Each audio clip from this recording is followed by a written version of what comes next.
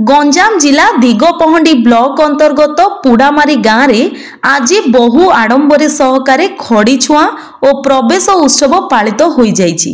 उक्त उत्सव में कान्हा चैरिटेबल ट्रस्ट सभानेत्री श्रीमती रंजना मिश्र, मुख्य अतिथि इंदिरा पट्टनायक और सम्मान अतिथि भावे आसन अलंकृत करथिले। विद्यालयर छात्र छात्री माने पुष्प और चंदन देई स्वागत संबर्धना जणाइथिले।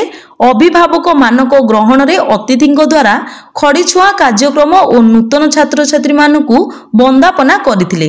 भल पाठ पढ़िबा सहित उज्जवल भविष्यत गढ़िबाकु परामर्श और प्रेरणा देइथिले। विद्यालयर समस्त शिक्षक शिक्षयित्री सह मिसी छात्र छात्री माने ग्राम परिक्रमा करथिले। नूतन भावे 30 जन छात्र छात्री विद्यालय रे प्रवेश कले।